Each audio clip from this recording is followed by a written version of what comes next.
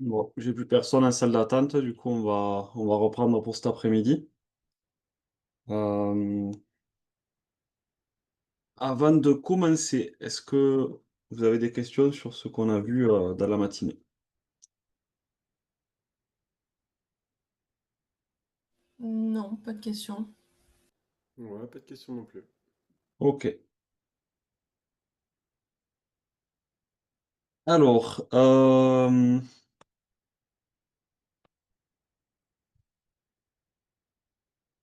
je vais vous parler rapidement d'un petit plugin dont je voulais vous parler ce matin, qu'on n'a pas pu voir, qui vous sera pas mal utile si vous avez du réagencement à faire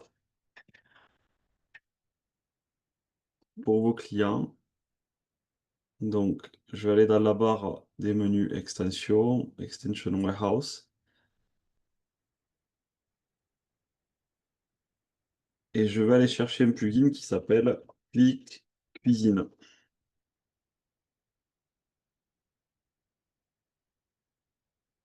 Ah oui, Click Kitchen, il s'appelle maintenant. Hop. Donc, je l'ouvre, je peux l'installer. Il est gratuit maintenant. Avant, il valait 15 euros. Et donc, il y a eu une version 2 qui est sortie à un moment, et donc ils ont rendu la version 1 gratuite. Mais vous verrez que la version 1, elle est déjà super puissante. Quand j'installe l'extension, donc, affichage barre d'outils, voilà, je le trouve ici, clic cuisine.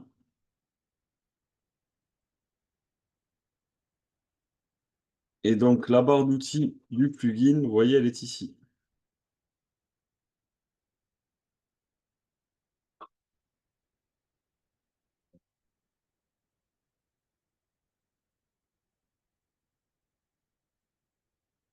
Sur sur la page du plugin lui-même, vous avez une vidéo explicative du fonctionnement du plugin, d'accord? Click Kitchen. Vous avez le 1 et le 2 là, d'accord? Attendez, le 2 pourquoi il est monté gratuit maintenant? Ah, ben si, apparemment le second est aussi passé gratuit, donc c'est une bonne chose. Donc après vous verrez, le second est plus orienté menuisier, il y a beaucoup plus de fonctions, il est plus complexe à prendre en main, donc il est plus orienté vraiment pour les cuisinistes ou autres. Vous, au stade esquisse, si vous voulez proposer rapidement un agencement, vous voyez ici, je vais avoir différents éléments qui composent une cuisine. Donc tous les éléments de la partie gauche sont les éléments bas. Ensuite, j'ai les éléments qui sont sur deux niveaux et les éléments hauts. Voilà. Donc si par exemple, j'ai pris ce plat-là, voilà, je vais venir cacher la cuisine actuelle. Et je vais pouvoir, alors je vais partir d'un angle, voilà, je vais pouvoir modéliser très rapidement, hop, une cuisine pour mes clients. Oups. Je vais bien chercher les angles en bas de chaque meuble pour les positionner au mieux.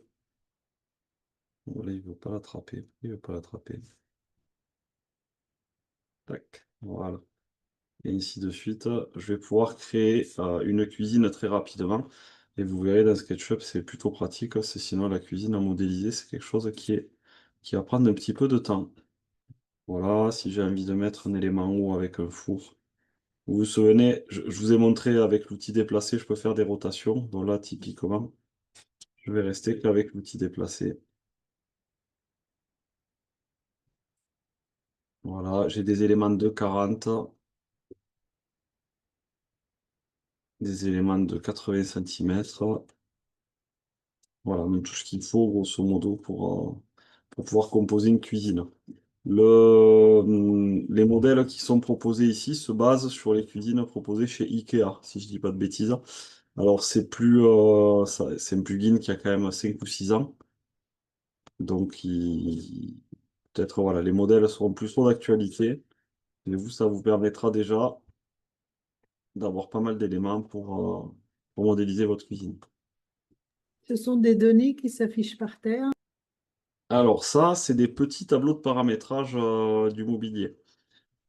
Ça marche pas hyper bien, il y a quelques petits bugs, mais je vais vous montrer, on arrive quand même à faire des choses. En fait, c'est que je j'ai jamais pris le temps de regarder quand dans quel ordre ça marche, parce que je ne les ai jamais vraiment utilisés. Mais je sais que je peux, vous voyez par exemple, mon meuble, il a deux tiroirs là. Je vais pouvoir sélectionner par exemple pour un tiroir, une porte, et il me semble que je dois faire ça et l'actualiser. Bon voilà, je sais pas trop comment le faire à chaque fois. Ah oui, ça y est, voilà, ça s'est actualisé. Mais là, j'ai eu un petit bug. Alors pourquoi?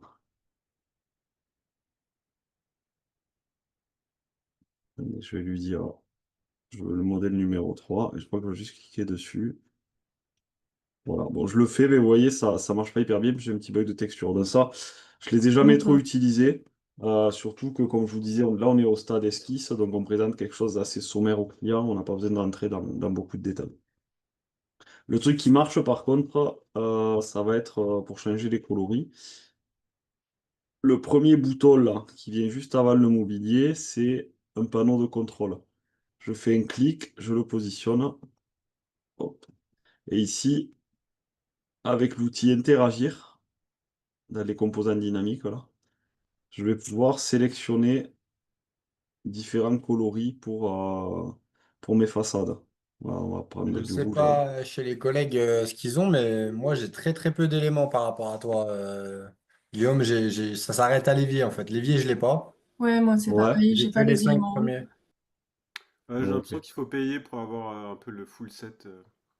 Ah, il y a une version payante qui est proposée toujours? Ouais, Ouais, ça c'est c'est. ça, full version et ouais. Ouais. Parce qu'ils sont affichés en gratuit sur l'Extension Warehouse. C'est pour ça que j'ai pensé qu'ils étaient toujours gratuits.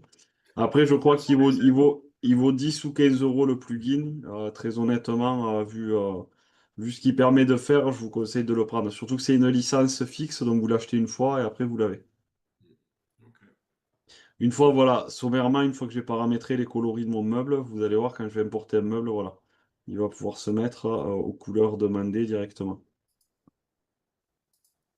Tac, et ainsi de suite. Ok.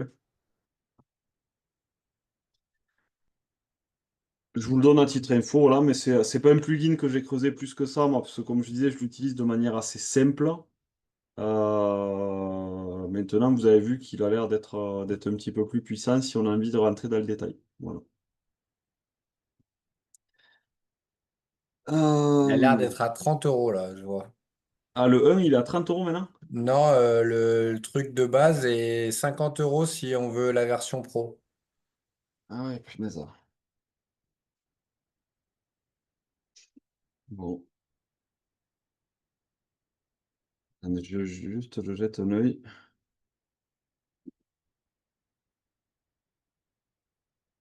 C'est quoi, les infos sont données sur le site du développeur? J'ai cliqué sur. Nous, on a une petite flèche en fait au bout de la lignée là où c'est écrit Download Full Version.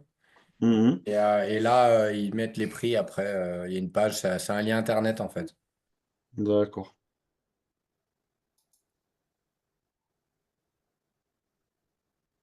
Bon, en tout cas, voilà, vous voyez, selon l'usage, perso, je vous le conseille, parce qu'il est quand même relativement pratique, quoi.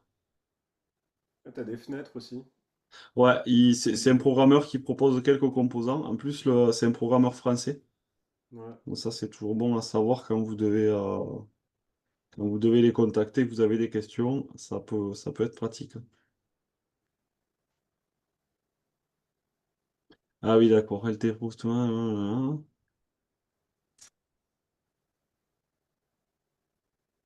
d'accord. Je suis un peu sur le site là, j'ai l'impression qu'il y a un certain nombre de composants qu'il permet de télécharger gratuitement, genre des éviers, des mitigeurs, des trucs comme ça. Dans collection 3D, là, ou dans quoi? Ben, sur le site qu'il y avait dans la description Extension Warehouse, ouais. Je pense que je suis sur le même site, ouais, composants.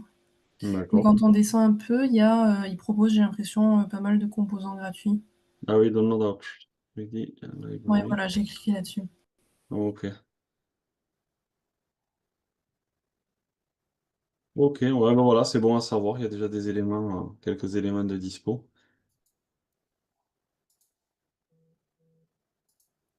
Hop. Voilà, en tout cas, moi, bon, c'est un plugin que j'ai acheté. Alors, à l'époque, je l'avais payé 15 euros. Du coup, je trouvais que c'était assez intéressant. Maintenant, ouais, je sais pas trop comment ça a évolué. Par contre, ouais, comme c'était une licence fixe, je l'ai, et à chaque fois que je réinstalle SketchUp, je peux le télécharger gratuitement puisque c'est associé à mon adresse mail.